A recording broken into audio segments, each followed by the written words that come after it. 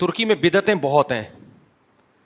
ترکی میں چونکہ اب اسلام ایک طویل عرصے تک ختم رہا نا, اسلام خلافت ختم ہو گئی, علم دین ختم کر دیا, ایک دور میں داڑھیوں پہ پابندی لگی ہوئی تھی, تو وہ اسلام کا ایسا گلا گھونٹا ہے وہاں پہ. اب جا کے اسلامی تحریکیں اٹھ رہی ہیں, اب وہ آ رہے ہیں لیکن ان کو ٹائم لگے گا. ابھی وہاں بدعتوں کا بہت غلبہ ہے, بدعت کا.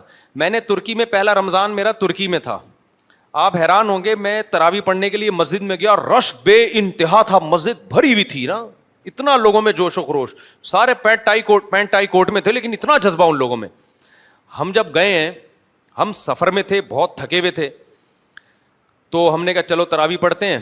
امام صاحب نے پہلی رکعت اللہ اکبر. اچھا جو امام تھے وہ شافعی مسلک کے تھے, تو وطر انہوں نے خود نہیں پڑھائے. انہوں نے کہا کیونکہ ترکی میں سارے حنفی لوگ رہتے ہیں تو وطر ایک حنفی امام کو انہوں نے آگے کیا. یہ کہ ہمیں پازیٹیو چیز نظر آئی کہ اپنا مسلک تھوپا نہیں انہوں نے.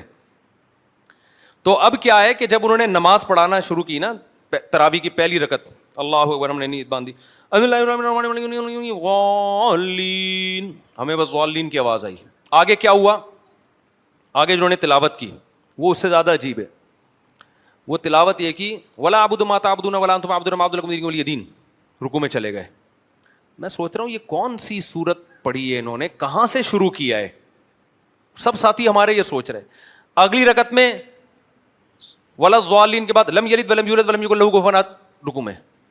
2-4 رکعتوں تک تو ہمیں پتہ ہی نہیں چلا یہ تورات پڑھ رہے ہیں, انجیل پڑھ رہے ہیں, کہاں سے پڑھ رہے ہیں. قل یا ایھا الکافرون سے بھی شروع نہیں کر رہے تھے. ایک تو نا قل یا ایھا الکافرون سے شروع کرتے, بیچ سے ولا اعبد ما تعبدون ولا انتم عابدون ما اعبد لكم دینکم, 3 آیتیں آخر کی. پھر جب تیسری رکعت پڑھی ہے تو بھی ولا اعبد ما تعبدون ولا انتم عابدون ما اعبد لكم دینکم ولی دین. پھر جب اگلی رکعت ہے لم یلد ولم یولد ولم یکن له کفوا احد. 2-4 کے بعد میں پتا چلا بھائی یہ قل واللہ بھی آدھی پڑھ رہے ہیں اور سورہ کافرون بھی آدھی. 20 کی 20 رکعتوں میں یہی پڑھا ہے انہوں نے. تو میرے ساتھ 1-2 لوگ اور بھی تھے, انہوں نے کہا یار یہ اسٹائل کی تراویح ہم نے پہلی دفعہ دیکھی ہے. میں نے کہا بیٹا ہم نے گاؤں میں تراویحاں پڑھی ہیں بہت اسپیڈ میں, ایسی اسپیڈ خدا کی قسم فرسٹ ٹائم دیکھنے کو مل رہی ہے, ایسی اسپیڈ ہم نے آج تک نہیں دیکھی. پھر وہ انہوں نے کہا وہی وہ جو ہے وہ چونکہ سارے ترکی بھی تو 99.9% فقہ حنفی ہے, خلافت تھی نا وہاں, تو اب وہاں پر وہ امام جو تھے وہ حنفی امام آئے نماز پڑھانے کے, انہوں نے پھر وہ وطر میں پوری کسر پوری کر دی. اتنی لمبی 20 تراویح نہیں ہوئی جتنا لمبا انہوں نے وطر پڑھا. وہ پھر تجوید بہت اچھی تھی ان کی, قرات بہت اچھی. ہم نے کہا بھائی آج تو پڑھ لی, اس کے بعد ہم یہ تراویح افورڈ نہیں کر سکتے. لیکن ہم بدگمان نہیں ہوئے ان سے. یہ بھی میں آپ کو جو واقعہ بتا رہا ہوں خدا یعنی ان کی توہین کے لیے نہیں.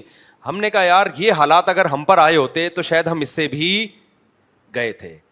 جب آپ الٹی سوچ لے کے جاتے ہو نا تو ہر قوم کی برائی نظر آتی ہے آپ کو. جب آپ پازیٹیو سوچتے ہو تو پھر ہر اس میں بھی آپ کو اچھائی. ہم نے کہا یار ان کے اوپر 100 سال لبرل حکومتوں نے حکومت کی ہے, اسلام کا گلا گھونٹا ہے, ان لوگوں نے اتنا بھی بچا لیا نا, رمضان کی تراویح بچا لی, یہ بھی غنیمت ہے.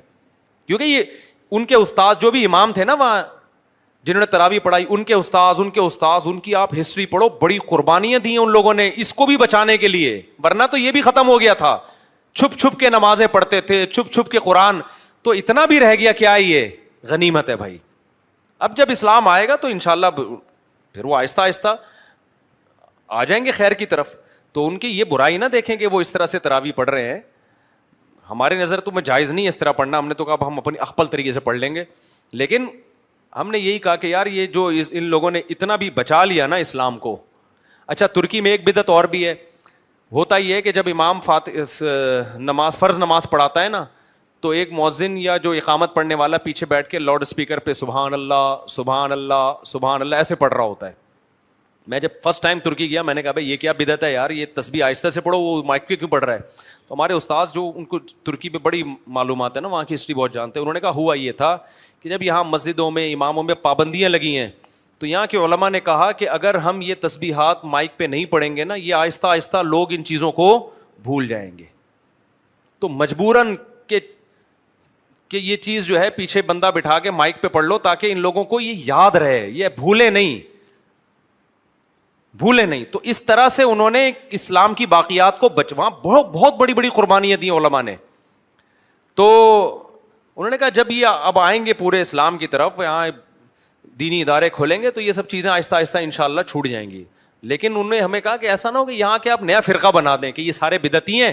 لوگ کیا کر رہے ہوتے ہیں ایسے موقع پہ, ابے یہ سارے کیا ہیں, بدعتی ہیں, ان کو تو تراویح پڑھنی نہیں آتی, ان کو تو تسبیح مائک پہ پڑھتے ہیں.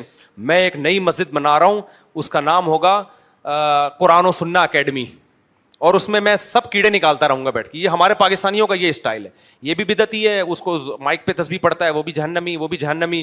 قرآن و سنت صرف میں بتا رہا ہوں. تو اس سے سوسائٹی میں اصلاح نہیں ہوگی, اس سے ایک نیا فرقہ بن جائے گا. اصلاح کا یہی طریقہ ہے, آپ ان کی خوبیوں کو ہائی لائٹ کریں اور بند کمرے میں آرام سے ان کو بیٹھ کے سمجھائیں کہ بھائی اب تو چونکہ وہ ماحول ختم ہو گیا, سیکولر حکومتیں, آپ ماشاءاللہ آپ نے دینی جذبے سے یہ کام کیا, لیکن سنت طریقہ یہ ہے کہ آپ آہستہ آواز میں تسبیح پڑھا کریں. تو اس طرح سے کوئی پازیٹیو وے میں ہمارے علماء دیوبند کام کر رہے ہیں الحمدللہ, جا کے ترکی میں پازیٹیو وے میں بڑی محنتیں کی انہوں نے. تو کوئی پازیٹیو وے میں کام کرے گا تو کام ہو جائے گا.